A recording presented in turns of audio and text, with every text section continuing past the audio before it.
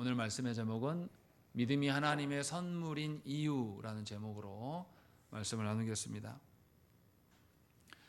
우리 시대의 시대 정신은 우리 시대의 사람들이 좋아하는 것은 뭔가 믿음에 근거한 확신대로 살아가는 것을 좋아하지 않습니다.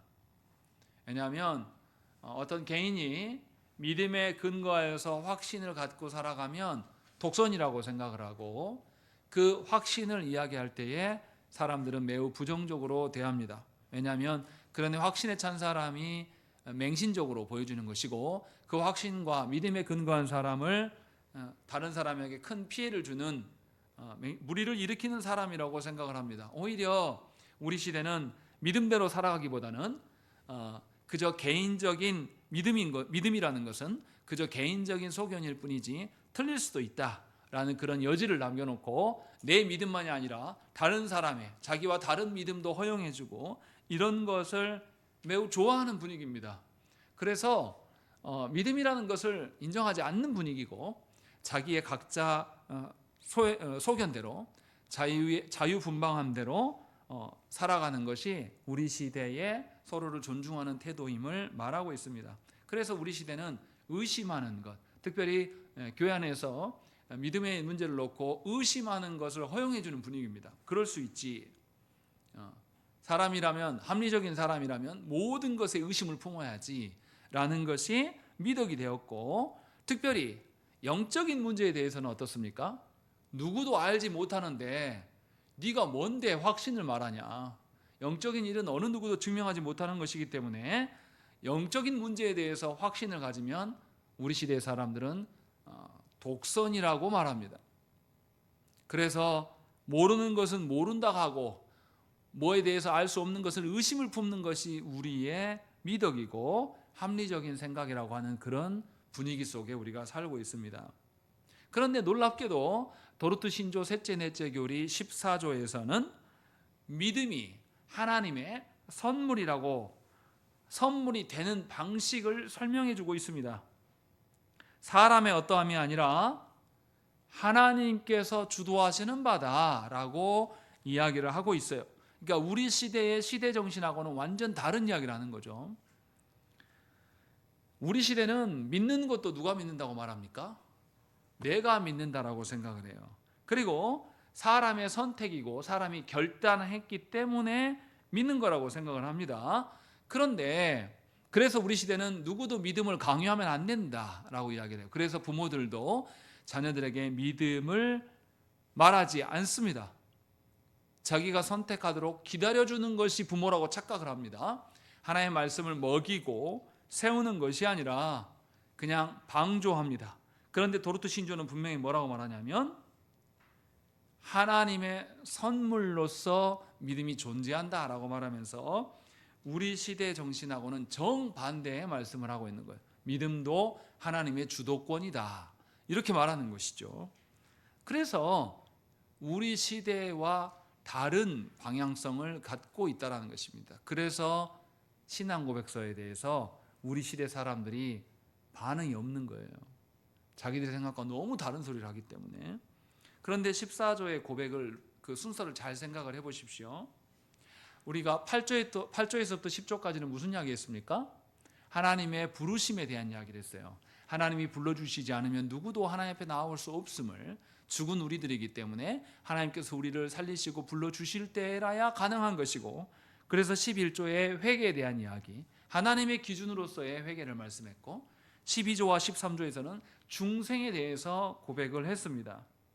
죄된 본성을 가진 우리의 의지는 강팍하여서 하나님을 기뻐하시는 일을 할 수 없어요. 그래서 하나님께서 중생케 하심으로 우리의 의지를 꺾으시고 새로운 의지를, 살아있는 의지를 우리에게 불어넣어 주심으로 말미암아서 우리가 깨어나게 되고 진정으로 믿기 시작함을 말씀하고 있는 것이죠.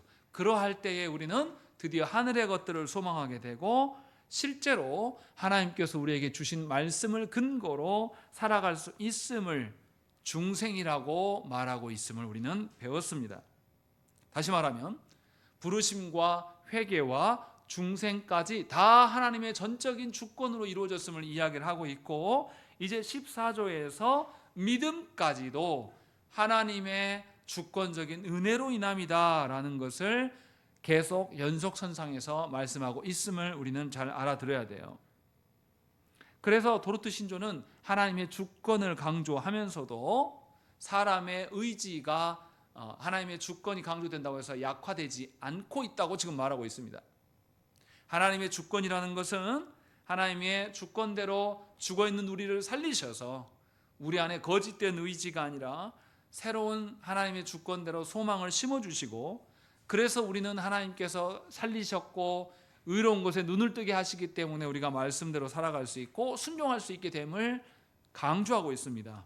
그래서 도르트 신조는 하나님의 주권과 우리의 자유의지가 전혀 충돌되지 않고 하나님의 주권대로 우리 자유의지가 놓일 때에 기꺼이 우리가 온전하게 살아갈 수 있음을 이야기를 하고 있습니다. 세상은 하나님의 주권과 사람의 자유의지를 충돌하는 경향으로 바라보지만 도르트 신조는 분명하게 하나님의 주권이 있을 때라야 우리의 의지가 살아 움직인다라는 것을 말씀하시고, 그런 측면에서 믿음도 하나님의 선물이다라는 것을 우리에게 말씀하고 있어요. 그러면 오늘 우리가 도르트 신조를 통해서 뭘 봐야 됩니까? 구체적으로 어떻게 선물이 되는가를 우리가 확인해 나가야 됩니다. 그럼 먼저 우리가 선물이라는 걸 먼저 생각을 해보십시다. 믿음이 하나님의 선물이라고 말하는데 선물이 어떤 겁니까? 선물을 의무적으로 받는 사람이 있습니까? 제가 여러분들한테 뭔 선물을 줘요? 제가 규현이한테 여러분들한테 오늘 예배 끝나고 여러분 안 읽어본 신학서적 이만큼 갖고 와가지고 선물을 탁 줘요. 그럼 여러분 어떻게 합니까? 받으면서 아이고, 입으로는 아이고 목사님 고맙습니다, 속으로는 뭐요 이거 나보다 신학교 가라는 거요? 이거 언제 읽어? 하면서 부담을 느낀단 말이죠. 많이도 말고 한 권만 줘도 그래요. 한 권만 주면서 제가 웃으면서 다음 주에는 내용을 알고 계시겠죠 라고 이렇게 말하면 어떻습니까? 선물이 아니에요. 이미 그때부터는 뭡니까? 부담이고 짐이에요. 목사님 마음대로 하려고 나한테 이렇게 책을 주는구나. 그래서 책 선물을 하지 않습니다. 왜냐하면 책 선물해도 어떻게 합니까? 받긴 받아요. 그런데 어떻게 합니까? 한 번도 펼치지 않습니다. 선물이 아니거든요. 이게 우리의 선물의 개념이에요. 마음에 안 들면 버리는 것이 선물입니다. 그런 점에서 선물은 강제성이 없습니다. 그런데 도르트 신조에서는 이렇게 말하는 것일까? 하나님의 믿음을 주면 우리가 받고 싶으면 받고 받기 싫으면 던져버리는 것인가? 정말 그런 의미로 말하는 것인가 생각을 해봐야 돼요. 우리의 결정대로 믿음이 세워지는 것이 절대 아닙니다. 도르트 신조에서는 이렇게 말해요. 우리 한번 읽어보겠습니다. 두 번째 문장. 처음부터 그냥 한번 읽으시죠. 첫 번째, 두 번째 문장까지 읽겠습니다. 읽겠습니다. 시작.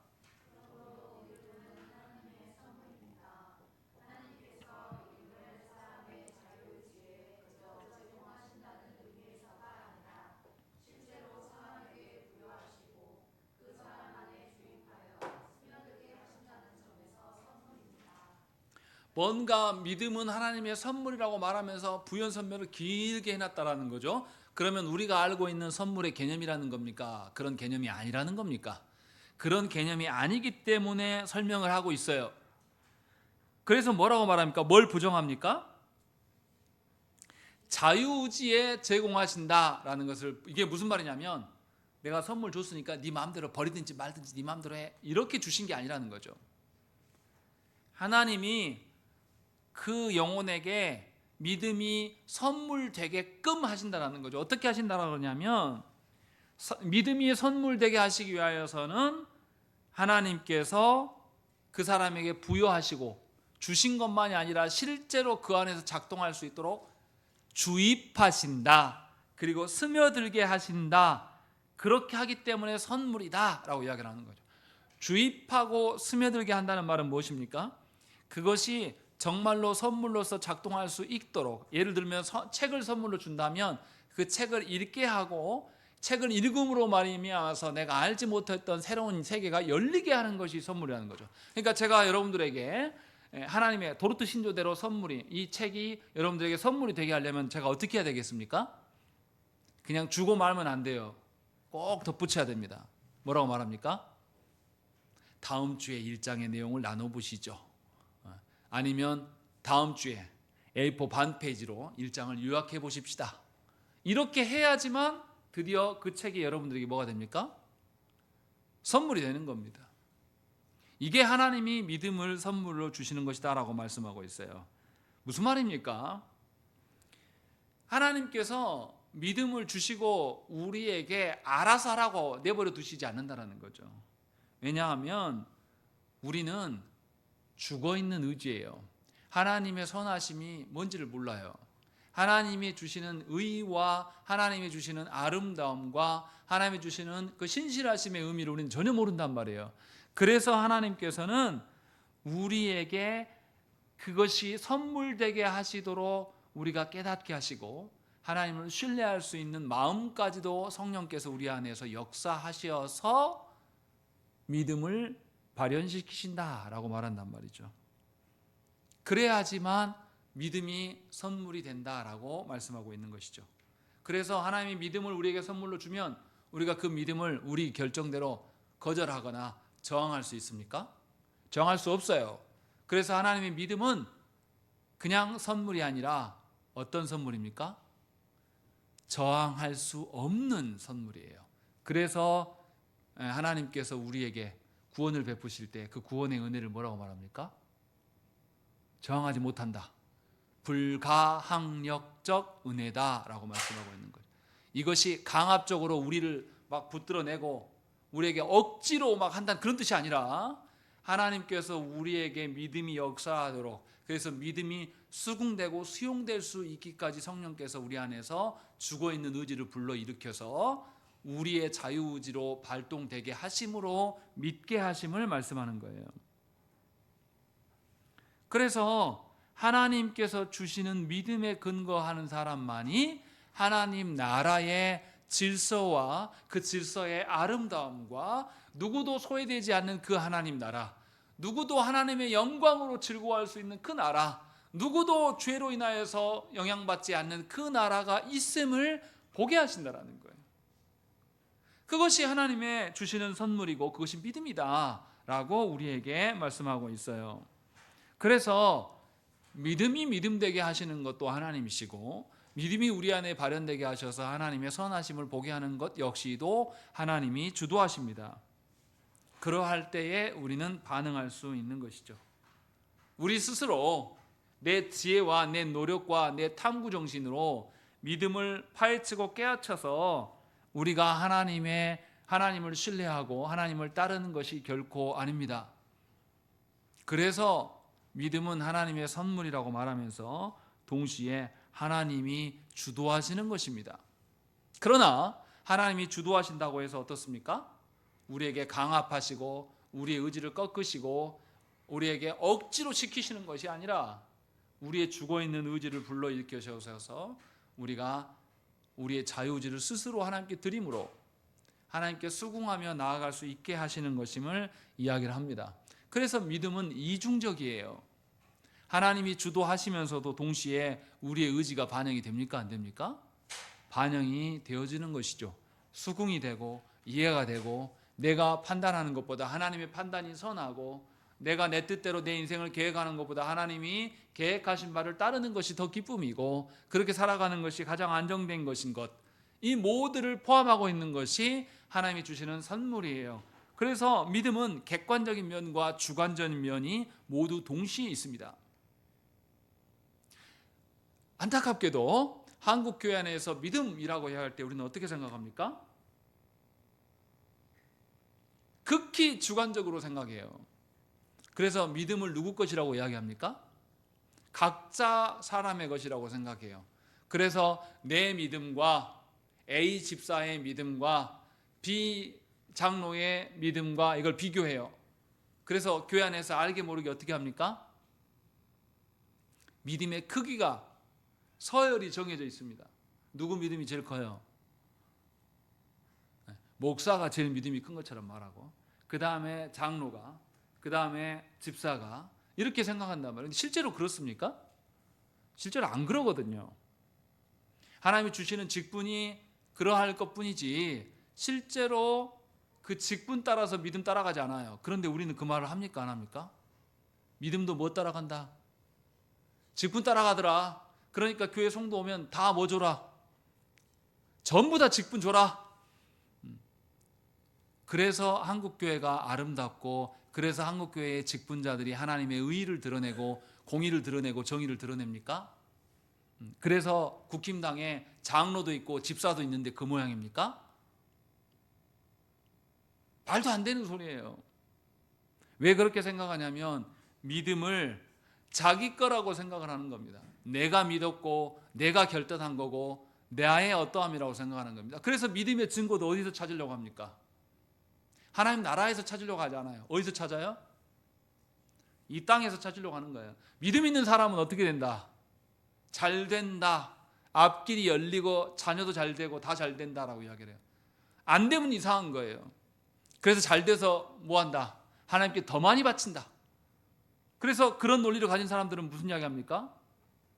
우리 교회 11조만 올해, 이번 주에 우리 교회 11조만 1,000만 원 들어왔어 하고 목사님들 자랑해요. 모이면. 그게 할 소리입니까? 믿음을 이 땅의 어떠함으로 측정하는 것입니까? 그런 식으로 한다는 거예요. 왜냐하면 믿음의 출처가 어디인지 모르기 때문에 그래요. 그러나 분명히 도르트 신주에서는 이야기합니다. 믿음은 어디서부터 오는가? 성경에서도 이렇게 이야기해요. 히브리서 12장 2절 말씀에 믿음의 주요 또 온전하게 하시는 이인 예수를 바라보자. 그는 그 앞에 있는 기쁨을 위하여 십자가를 참으사 부끄러움을 개의치 아니하시더니 하나님 보좌 우편에 앉으셨느니라 라고 히브리서 12장에서 시작하면서 이렇게 이야기합니다. 믿음의 주인이 누구라고요? 예수 그리스도시에요. 예수 그리스도께서 믿음의 주인 되신다라고 말하는 거예요. 그러니까 우리에게 있는 믿음은 원래 누구 거예요? 예수님 것이고, 예수님은 그 믿음을 입증하기 위해서 어떻게 하셨다고요? 십자가에 나아가셨어요.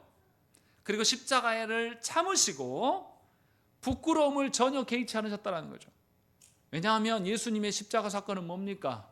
의인으로서의 죽음입니까? 죄인으로서의 죽음입니까? 우리의 모든 죄악을 감당하는, 도무지 말로 표현할 수 없는 모든 수치와 더러움을 다 끼고 죽으신 거란 말이죠. 그런데도 주님은 믿음이 있으셨기 때문에 성부 앞에서 그 길에 대해서 행하심으로 말미암아서 그 기쁨이 우리에게 주어지는 것이다 라고 말씀하셨어요. 그리고 그렇게 십자가에서 수모를 당하셨지만 어디에 우편에 계신다? 하나님 보좌 우편에 계신다 라고 분명하게 히브리서에서는 말씀하고 있는 겁니다. 믿음의 출처가 어디라고요? 예수 그리스도예요. 믿음의 주인은 예수 그리스도시며 믿음의 창시자 역시도 예수 그리스도시며 믿음은 선물이에요. 그래서 믿음의 출처가 바로 하나님이심을 우리는 알아야 됩니다. 그러면 믿음의 출처만 알면 되는 것입니까? 아니에요. 빌립보서 2장 13절 말씀 보세요. 거기에 뭐라고 말하고 있는지 잘 들어보십시오. 너희 안에서 행하시는 이는 하나님이시니 자기의 기쁘신 뜻을 위하여 너희에게 소원을 두고 행하게 하시나니 라고 말씀하고 있는 거예요. 그 믿음을 위하여서 우리 안에 하나님께서 역사하시는데 두 가지 일을 하신다라고 말씀하는 거예요. 우리 안에 하나님의 뜻을 소원으로 갖게 하셔요. 우리가 마음으로 우리의 소원하는 바가 육적인 어떠함이 아니라 하나님의 뜻이 우리의 소원되기를 원합니다라고 이것을 만드신다는 것이고, 소원을 행하기 위하여서 우리가 부지런히, 소원을 이루기 위해서 우리가 부지런히 행하게 하시는 분이다라고 말씀하고 있는 거예요. 그러니까 마음만이 아니라 육적으로 또 삶으로 행함으로 드러내는 역사가 있게 하신다라고 말씀하고 있는 거예요.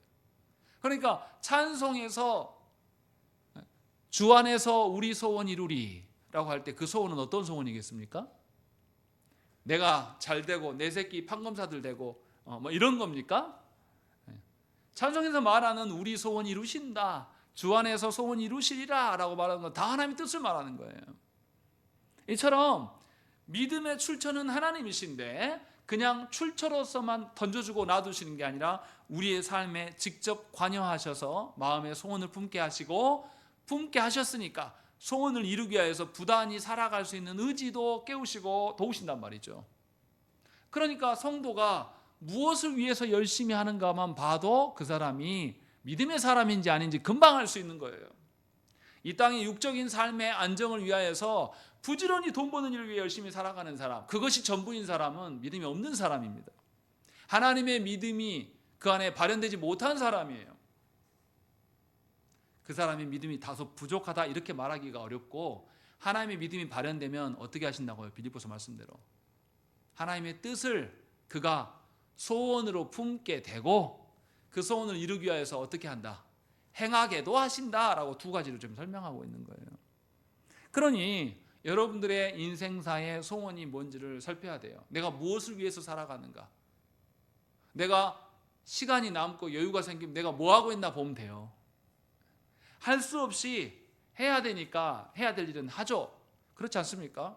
여러분들 가정주부가 집에 돌아가면 뭐 합니까? 빨래와 청소와 뭐 이런 것들을 소원으로 삼고 하는 분 있어요? 그거는 해야 돼요. 살아가기 위해서. 할 수밖에 없는 거예요. 직장도 그러지 않습니까? 직장에 소원이 되면 얼마나 좋겠습니까? 그러면 그 인생이 얼마나 즐겁겠어요. 일터 갈 때마다 어떻게 하겠어요? 소원을 이루러 나에게 또 기회가 주어졌구나 라고 생각하면서 그렇게 직장에 가겠잖아요. 근데 그런 사람이 몇이나 됩니까? 별로 없어요. 어느 정도 잘 견뎌야지. 끝날 때까지 사고 없이 잘 견디고 나오면 월급 타겠지. 다 이런 마음으로 가지 않습니까? 그래서 힘들어도 버티잖아요. 근데 그거 말고 정말 여러분들이 인생사에서 소원하는 바가 있으면 누가 시키지 않아도 그 일을 합니다. 하나님께서 믿음을 바르게 하시는데 그렇게 하신다라는 거죠. 우리에게 소원을 갖게 하시고 그 소원을 이루기 위해서 부단히 끊임없이 노력하게 만드신다는 거예요. 이게 믿음이다라고 말하고 있는 거예요. 그러니까 믿음은 하나님으로부터 오는 것이고, 그 하나님으로부터 온 것이 우리의 소원이 되는 것이고, 그래서 그 일을 위해서 부단히 노력하는 것이에요. 여러분 자신 한번 돌아보세요. 여러분 무엇을 소원하면서 살아갑니까? 여러분 인생에서 무엇이 이루어졌으면 좋겠습니까? 그게 하나님과 무관한 것이라면 여러분들의 믿음을 점검해야 돼요. 심각한 겁니다. 지금 그것을 우리에게 말씀하고 있는 것이죠. 하나님께서는 타락한 우리를 데려다가 그 안에 믿을 만한 의지를 창조하시고 그 후에라야 사람은 믿기 시작합니다. 그렇기 때문에 사람은 하나님의 뜻을 살피고 하나님의 뜻 안에서 자기의 있어야 될 자리를 찾아야 되는 것입니다. 신명기 7장 9절 말씀에 뭐라고 말씀하시냐면, 그런즉 너는 알라 오직 네 하나님 여호와는 하나님이시요 신실하신 하나님이시라. 그를 사랑하고 그의 계명을 지키는 자에게는 천대까지 그의 언약을 이행하시며 인애를 베푸시되, 이렇게 말씀하고 있어요. 하나님이 얼마나 신실하신 하나님인지를 설명해 주고 있습니다. 뭐라 그러냐면, 너에게 하나님께서 약속을, 언약을 주셨어요. 그런데 네가 언약을 잘 지키면 그 언약이 네 가족 안에 계속 지속될 수 있게끔 잊지 않으시고 언약을 지켜나가신 하나님이시다라고 했을 때 몇 대까지 지키신다고? 1000대까지 지키신다고 지금 말씀하고 있는 거예요. 다시 말하면 하나님 언약을 잊으신다, 잊지 않으신다. 잊지 않으시고 그 언약에 근거하여서 우리와 관계를 쭉 맺어가시는 거예요. 우리는 금세 잊어버려요. 우리는 언약한 바에 대해서 별로 중요하게 생각하지 않습니다. 우리는 심지어 결혼하면서도, 결혼해놓고도 어떻습니까? 내 아내와 맺은 언약에 근거해서 살아가는 것이 아니라 언제나 누구 뜻대로 하고 싶어 해요. 내 마음대로.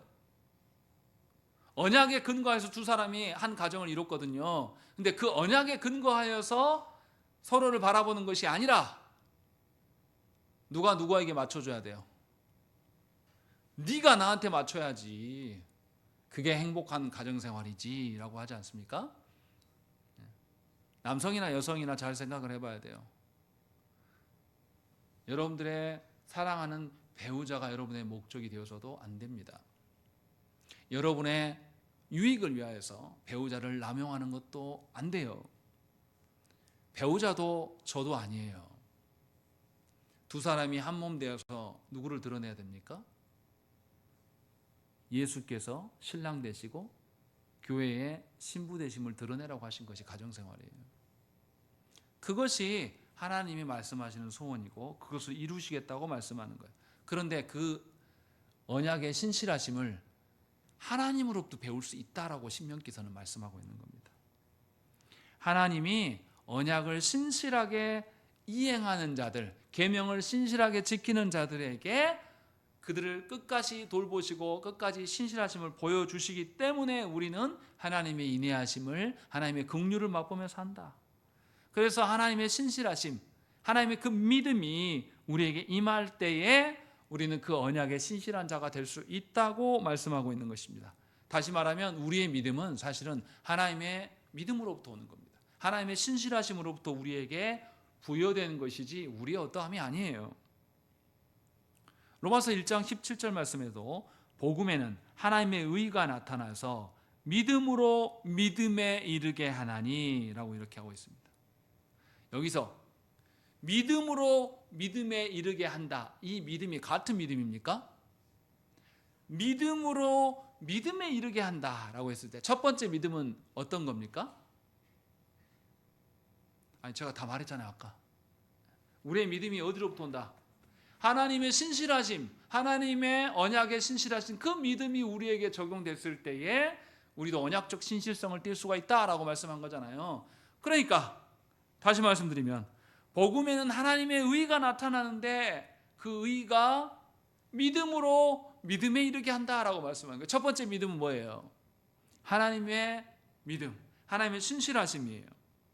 하나님께서 창조하시고 창조하신 피조물들을 포기하십니까? 창조하신 피조물들이 잘 돌아가게끔 하기 위해서 아담에게 다스리는 권세를 줬어요. 그런데 아담이 하나님 앞에서 자기의 존재됨을 확인하는 것이 아니라 자기 사랑하는 짝꿍 하와를 배신하지 않기 위해서 같이 선악과를 먹어버린단 말이에요. 그리고 하나님을 배신해요. 이러한 무도함을 보이는데도 하나님은 이 두 사람을 어떻게 합니까? 포기하지 않으시고 또 다른 언약을 주십니다. 그리고 그것을 우리를 지켜내시기 위해서, 우리와의 언약 관계를 지켜내시기 위해서 우리에게 진노를 쏟지 않으시고 당신의 아드님을 희생시키셔요. 그렇게 함으로 말미암아서 언약적 신실성을 하나님이 계속 지속하십니다. 그렇게 해서 하나님의 언약이 창조된 것들이 타락하였음에도 불구하고 없어지지 않도록 지속할 수 있도록 하나님께서 당신의 아드님을 내어주셔서 재창조의 과정을 거칩니다. 그렇게 해서 오늘 우리가 있는 거예요.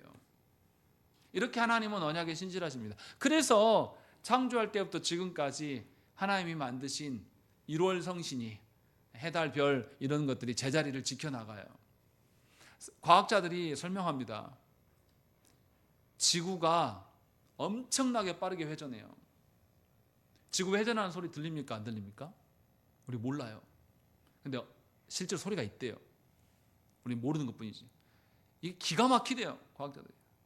엄청난 빠른 속도로 우리가 우주 공간을 뱅글뱅글 돌면서 막 공전까지 하니까 움직이는데 이게 틀리지 않고 계속 그 궤적을 이룹니다. 그리고 더 놀라운 것은 과학자들이 무슨 이야기냐면 자전이 몇 도죠? 내가 까먹었습니다. 다. 몇 도 기울었습니까? 23.5도. 근데 이게 좀 바뀐대요. 생각을 해보세요. 이 거대한 지구가 자전축이 살짝 바뀌는데 그걸 바뀌면 어떻게 돼야 됩니까? 여러분 팽이 돌려보셨잖아요. 팽이 막 치면 팽이가 치면 제가 옆에서 넘어지지 말라고 계속 돌으라고 계속 지속하라고 때리면 얘가 딱 그 자리에서 탁 맞으면서 그대로 그 자리에 서 있습니까? 탁 맞으면 이렇게 움직이잖아요. 그러니까 거기서 잘못 때리면 어떻게 합니까? 막 이렇게 하다가 겨우 자리 잡고 다시 막 때리면 제자리에 못 있어요. 막 왔다 갔다 합니다. 지구가 그런다고 해보세요. 그러면 이 봄, 여름, 가을, 겨울이 유지되겠습니까? 놀랍게 유지되고 있는 거예요. 창조 이후로 지금까지 변함없이 하나님의 신실성이에요. 이걸 우리는 늘 누리고 있어요. 내일 아침에 해 안 뜨면 어쩌지? 내일 아침에 해 안 뜨면 어쩌지? 이거 걱정하는 사람 있습니까? 아니, 우리는 이상하게 윤석열 탄핵 안 되면 어쩌지? 이것만 걱정하지 내일 아침에 해 날마다 뜨거야 되는 것은 놀랍지 않아요. 우리는 이렇게 하나님의 신실하심이 우리 안에 늘 있는 거죠. 그래서 우리가 하나님 앞에서 신실할 수 있는 겁니다. 그것을 성경은 말씀하고 있어요. 그래서 하나님의 신실하심이 우리의 믿음으로 적용될 때에, 다시 말하면 우리가 누구를 신뢰할 때에 하나님의 언약적 신실성을 보면서 하나님을 신뢰할 때에 우리는 굳은 믿음을 갖게 되는 것이에요. 다른 어떠한 것이 아니라 정리하면 신자의 믿음이란 하나님의 신실함으로부터 기인하는 것입니다. 그렇기 때문에 참된 성도는 자신의 믿음을 통해서 뭐를 발견하는 것입니까? 하나님의 신실성을 발견하는 것이 참된 믿음이에요. 자기의 믿음을 통해서 자기를 입증하려고 하는 사람은 믿음이 없는 사람입니다. 하나님을 대적하는 거예요. 자기의 믿음을 통해서 드러나는 것은 하나님의 어떠하심일 뿐입니다. 자신의 믿는 바대로 우리가 살아가게 돼 있는데 우리의 삶을 통해서 하나님의 어떠하심이 드러나지 않고 여러분의 인생의 족적을 남기고자 하는 것은 하나님을 대적하는 행동이에요. 사람들은 모이기만 하면 뭐 하고 싶어 합니까? 다 자기 알아주기를 원해요. 어제 어떤 교회에 임직식이 있어서 갔었습니다. 권사님들 은퇴하시더라고요. 임직식과 은퇴식 함께 했는데 그 교회 위에서 오랫동안 섬기고 헌신하셨겠죠. 근데 안타깝게 좀 아쉬웠어요. 그분들의 노고와 그 수고와 그들의 기도가 하나님께서 응하셔서 그들을 지키셨죠. 그러면 지금까지 우리가 아무것도 아닌 우리가 권사로서 있게 된 것에 대해서 하나님께 감사하고 이게 하나님의 은혜다라는 그 고백이 있었으면 좋겠는데 그 고백은 하나도 없고 권사님들이 지금까지 얼마나 울고 이 교회 위에서 헌신하고 봉사해서 이 교회가 이만큼 됐습니다. 이 말만 쭉 하더라고요. 너무 앉아있는데 막 제가 마음이 타는 거예요. 이게 하나님의 은혜라고 한마디만 붙이면 좋겠는데 저는 순서를 못 맡은 젊은 목사이기 때문에 듣고만 앉아 있었는데 너무 아쉬운 거예요. 하나님께서 우리를 직분자로 지키시고 우리를 믿음의 사람으로 지키신 것은 우리의 어떠한 것이 아니에요. 우리의 노고가 아닙니다. 하나님 은혜예요. 하나님의 신실하심이 나에게 콩고물 떨어져 가지고 그것으로 내가 발견하고 하나님을 의지하였기 때문에 신자로 직분자로 여지껏 살아온 거예요. 흉내라도 낼 수 있었던 겁니다. 오히려 내가 하나님께 더 순종하지 못했던 것, 오히려 내가 하나님께 더 미진하였던 것, 하나님의 언약적 신실성이 드러났음에도 불구하고 내가 그것을 알아채지 못한 것에 대해서 우리 자신을 살펴야 되는 것이 믿음의 사람이에요. 그것을 도르트신조에서 우리에게 말씀하고 있습니다. 그러니 믿음을 여러분 자신의 것이라고 생각하면 곤란해요. 믿음은 하나님의 믿음, 하나님의 신실하심이 우리에게 적용되는 겁니다. 그래서 참으로 바르게 믿는 사람은 하나님을 더욱더 찬양합니다. 하나님의 온전하심을 드러낼 수밖에 없는 거죠. 그런데 그러면 하나님의 언약적 신실성을 우리가 알 수가 없어요. 왜냐하면 하나님은 보이지 않아요. 또 하나님은 어떻게 하시는지 우리가 알 수 없습니다. 그래서 하나님께서는 하나님의 언약적 신실성을 어리석은 우리들에게 알려주시기 위하여서 누구를 보내셨냐면 아드님을 내어주셨습니다. 아드님을 사람 되게 하셔서 이 땅에 오셔서 성부의 언약적 신실성을 지켜가십니다. 그래서 고린도후서 1장 18절부터 20절 말씀을 보시면 하나님은 미쁘시니라. 미쁘시다란 말은 신실하시다는 말하고 비슷한 거예요.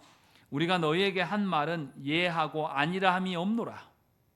우리 곧 나와 실루아노와 디모데로 말미암아 너희 가운데 전파된 하나님의 아들 예수 그리스도는 예하고 아니라 함이 되지 아니하셨으니 그에게는 예만 되었느니라.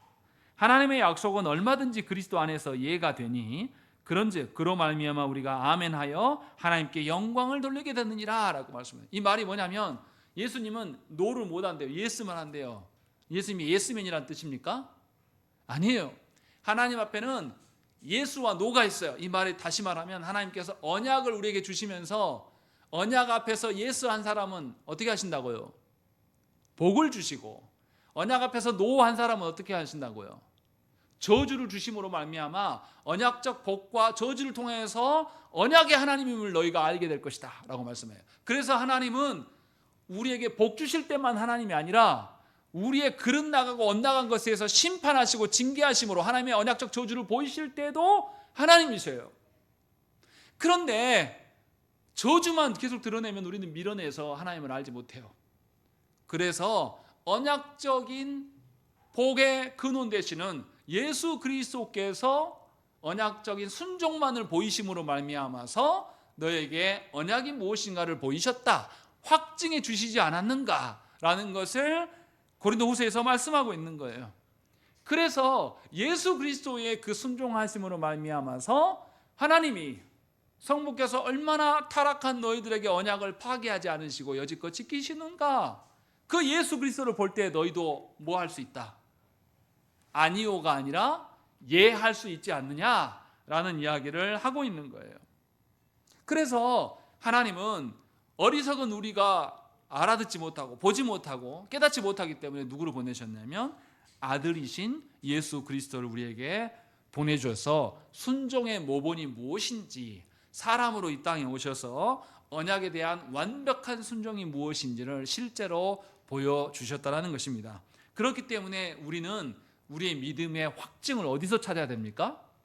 예수 그리스도에서 찾는 것이지, 우리가 일반적으로 아는 내가 예수 믿으니까 잘 됐고 예수 믿으니까 자녀들이 잘 되고 복 받았다, 여기서 찾는 게 아니에요. 거기서 찾는다라면 순교자가 있으면 안 돼요. 순교당하는 것은 다 하나님의 저주받은 것밖에 안 됩니다. 그런 논리를 펴자면 예수께서도 이 땅에 오셔서 고난당하시고 사람들로부터 외면당하시고 사람들의 저주를 받아서 십자가에 달리셨어요. 그 논리로 생각한다면 예수님 저주받은 거예요. 그러나 예수님은 순종의 삶을 우리에게 보이셨습니다. 그래서 하나님의 언약적 신실성이 무엇인지를 확증해 주셨어요. 그러니 우리는 다른 곳에서 우리의 믿음의 어떠함을 찾을 게 아니라 그리스도께 그 믿음의 확증을 찾아야 된다는 것입니다. 그래서 누구보다도 우리는 그리스도 중심적인 삶을 살아야 돼요. 구약의 모든 말씀과 구약의 모든 선지자와 구약의 모든 성전과 모든 기구들이 누구를 향한다? 예수 그리스도를 향하고 있다. 신약의 모든 것들도 누가 다스리신다? 예수 그리스도께서 보좌 우편에 앉으셔서 왕으로서 우리를 지배하고 다스리고 계신다라는 것을 우리가 믿을 때에 하나님을 온전하게 신뢰할 수가 있게 되는 것입니다. 그래서 여러분들의 믿음의 어떠함을 어디서 찾아야 돼요? 예수 그리스도 안에서 찾아야 되는 것입니다. 이것이 믿음이라고 지금 말씀하고 있는 거예요. 다른 증거를 찾는 것은 너무나 터무니없는 소리 하는 거예요. 신비주의자들이 뭐 합니까? 하나님의 살아계심을 뭘로 입증하려고 그래요? 아말강 이빨이 금이빨로 바뀌는 거, 뭐 질병 있다가 나은 거. 아니, 하나님의 살아계심을, 저 같으면 그럴 것 같아요. 하나님 살아계심이라면 어떻게 해야 됩니까? 죽을 뻔했다가 살아났으면 계속 살아야죠. 안 죽어야죠. 그게 진짜잖아요. 근데 그거 구합니까? 신비주의자들이? 그거 안 구하거든요. 그렇게 치료받은 사람 나중에 죽어야 안 죽어요? 죽어요. 그 잠깐 사는 게 뭐가 의미가 있습니까? 그런데 예수 그리스도를 알게 되고 예수 그리스도 안에서 확증받으면 우리는 뭘 말하게 됩니까? 영생을 말하게 되거든요. 그러니 혼란을 가지실 필요 없어요. 우리의 믿음의 확증은 예수 그리스도로 충분합니다. 다른 증거가 필요 없어요. 그러니 그리스도를 찬양하고 그리스도만으로 만족할 수 있는 것입니다. 그것을 말씀하고 있어요. 그래서 우리의 믿음을 한번 생각을 해봐야 됩니다. 믿음의 출처는 하나님이시고 하나님의 믿음을 어리석은 우리에게 알게 하시기 위하여서 하나님은 그리스도의 그 순종과 그리스도의 언약적 신실하심을 실행케 하셔서 우리에게 보여주십니다. 그래서 우리는 하나님의 신실하심과 믿음을 우리에게도 부여하시고 우리에게도 그 믿음의 어떠함이 있게 됨을 누구를 통해서 보냐면 아들 되신 예수 그리스도와 성령님의 깨닫게 하심과 성부 하나님을 바라보면서 우리의 믿음이 변함없이 계속 유지되는구나라는 것을 알게 되는 겁니다. 그래서 우리의 믿음은 우리 안에서 발견되는 것이 아니라 누구 안에서? 삼위 하나님 안에서 발견될 때가 진짜예요. 그래서 로마서 4장 18절 말씀에 뭐라고 말합니까? 우리 읽은 말씀, 오늘 본문으로 삼은 말씀을 읽겠습니다. 시작.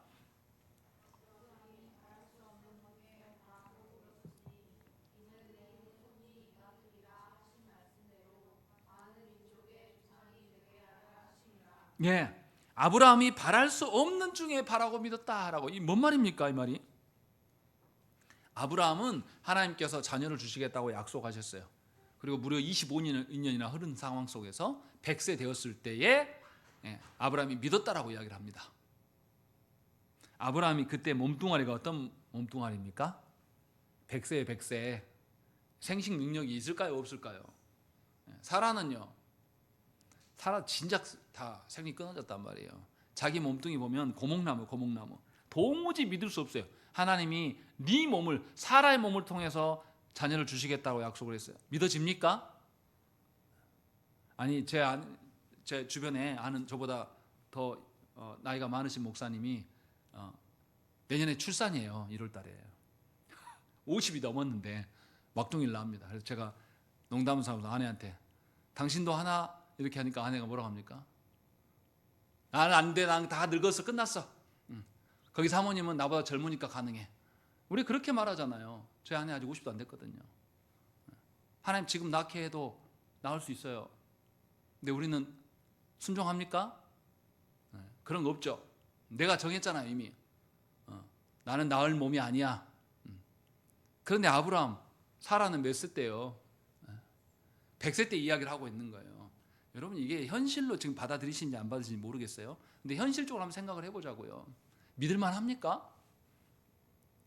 바랄만 해요? 아니, 하나님이 자녀를 주시겠다고 몇 세에 말씀하신 거예요? 75세에 말씀하셨단 말이에요. 여기서 75세 되신 분 있습니까? 좀 죄송한 이야기지만 우리 권사님이 출산한다고 한번 해보세요. 그럼 여러분들 믿겠습니까? 아무도 안 믿을 거예요. 말도 안 되는 소리 하고 있다고. 근데 하나님 그렇게 약속하셨다니까요. 도무지 믿을 수 없는 그 속에서 아브라함은 믿었다라고, 바라고 믿었다라고 이야기하는 거예요. 다시 말하면 뭡니까? 하나님을 의지하지 않고는 이건 불가능한 이야기예요. 하나님을 온전하게 신뢰하지 않고는 그들의 어떠함으로는, 우리의 어떠함으로는 이 믿음을 말할 수가 없습니다. 그런데 사도 바울은 분명하게 이야기를 하는 거죠. 아브라함과 사라가 하나님의 어떠하심으로 믿은 것이다 라는 이야기를 하고 있는 거예요. 그것이 오늘 본문에서 하고자 하는 이야기예요.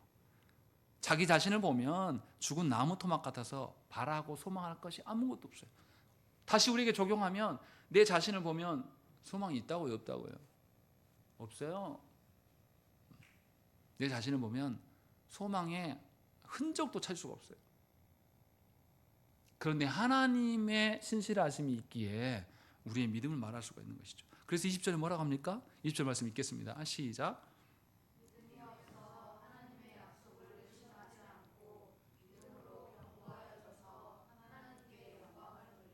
예, 분명히 뭐라고 합니까? 믿음이 없어 하나님의 약속을 의심하지 않고 믿음으로 견고해졌다는 것이죠. 아브라함은 자기 몸뚱이, 사라 아내의 몸뚱이를 보면서 가능성을 측량하지 않았습니다. 하나님의 신실하심을 보면서 하나님의 자기의 약속하신 바대로 지난 25년간 하나님이 어떻게 지켜오셨는지를 돌아보면서 하나님을 신뢰하였기 때문에 하나님께 영광을 돌릴 수 있게 된 것이다 라고 지금 말씀하고 있는 것이죠. 그리고 나서 23절에 뭐라고 말씀하십니까? 그에게 의로 여겨졌다 기록된 것은 아브라함만 위한 것이 아니고 누구에게도 주어진 것이다. 믿을 우리에게도 있어질 일이다 라고 바울이 지금 이야기를 하고 있는 거예요. 아브라함만 그러한 믿음의 방식을 채택하는 것이 아니라 아브라함을 의로 여겼다는 말이 뭐예요? 아브라함의 믿음이 누구로부터 온 것이다? 하나님으로부터 주어진 그 믿음이다 라고 말하고, 그것이 하나님이 아브라함을 의로 여기신 거다. 그럼 아브라함이 잘했다는 겁니까? 아니면 하나님의 신실하심이 그에게 전달됐다는 겁니까?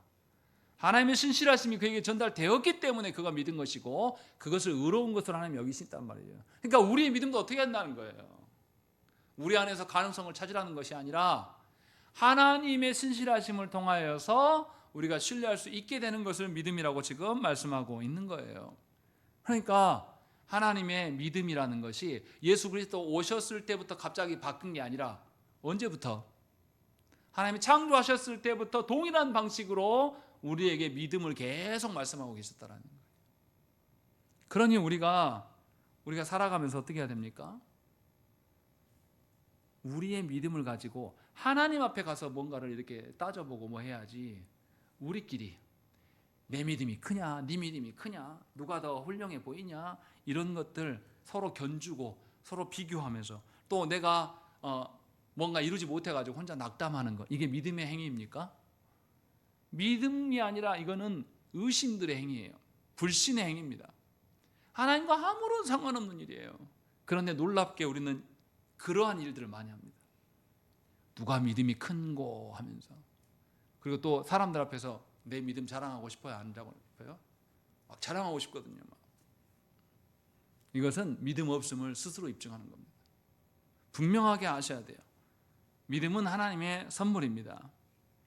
그리고 하나님의 선물이기 때문에 우리보다 믿으라고 알아서 던져둘고 관여하지 않으시는 하나님이 아니에요. 하나님은 우리가 스스로 할 수 없고 우리가 스스로 작동할 수 없는 죄인들을 아시기 때문에 우리에 관여하시고 그 믿음이 발현될 수 있는 우리의 인생의 길을 지도하신다는 것이죠. 우리는 이 땅에서 사람들 앞에서 잘되고 커 보이고 싶어서 이것에 우리가 주안점을 두고 있으나 하나님은 우리 안에 하나님을 온전히 신뢰할 수 있도록 하나님께서 인도하시는 하나님이에요. 그러면 하나님께서 역사하시는 방향과 우리가 기대하는 방향이 일치되지 않으면 하나님의 역사하심을 우리가 발견할 수 있겠습니까? 절대 볼 수 없어요. 평생에 하나님의 인도하심을 발견하지 못한 채로 인생을 다 보내다가 마지막에 하나님께서 그를 너무 불쌍히 여기셔서 죽기 직전에 이것을 깨닫게 하신다고 생각을 해보세요. 그럼 어떻게 했습니까? 제가 불멸의 연인이라는 영화를 굉장히 좋아합니다. 옛날에 95년도에 봤을 거야 아마. 베토벤이 사랑했던 여자가 있었는데 이 여자하고 나중에 서로 오해되면서 깨져요. 평생에 이 여인이 베토벤을 앙숙처럼 여기면서 살아갑니다. 근데 베토벤이 나중에 죽게 되고 베토벤이 모든 유산을 자기 사랑하는 여인에게 남기고 죽어요. 근데 변호사가 이걸 추적해요. 그래서 베토벤이 만나러 가는 날 서로 어떻게 아주 엇갈리거든요. 편지를 먼저 보냈어요. 근데 이 편지를 못 발견합니다. 나중에 그 여인이 편지를 보고 발견해요. 베토벤이 다 죽고 난 이후에 다른 남자하고 살고 있는데, 근데 이거 편지를 발견해요. 그리고 베토벤의 평생 동안 자기를 사랑했음을 베토벤이 죽고 나서 이 여자가 알아요. 그래서 이 여자가 편지를 보면서 펑펑 웁니다. 그리고 영화가 끝나요. 2층 방 안에서 편지를 보면서 대성통곡을 하는 거예요. 아, 그가 나를 이렇게 사랑했었는데 내가 오해했었구나. 그리고 그의 모든 음악적인 것들을 나한테 주고 가는구나 라고 하면서 여자가 아무 말도 못하고 펑펑 울면서 영화가 끝납니다. 생각을 해보세요. 하나님이 우리를 그토록 사랑하셔서 우리의 삶에 하나님의 사랑을 나타내 보시기 위해서 평생에 우리의 삶을 지도하시고 역사하시고 관여하셨는데 우리는 몰라라고요. 마지막에 하나님께서 불쌍히 여기셔서 그때 깨닫게 하시면 우리의 마음이 어떡하겠습니까?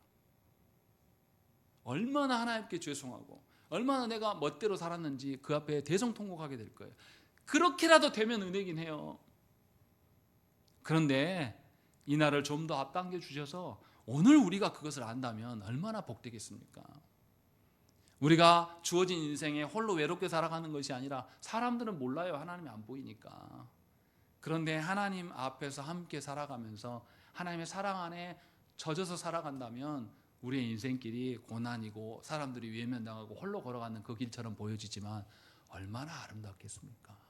얼마나 복되고 풍성한 길임을 알게 되겠냐 이 말이죠. 그러니 우리의 믿음을 하나님 앞에서 찾으십시오. 그러니 우리의 믿음의 출처이신 하나님께 온전히 매달리시고 하나님의 복되심을 우리 모두가 수용할 수 있기를 간절히 구하시는 역사가 있기를 간절히 축원합니다. 우리 함께 기도하겠습니다.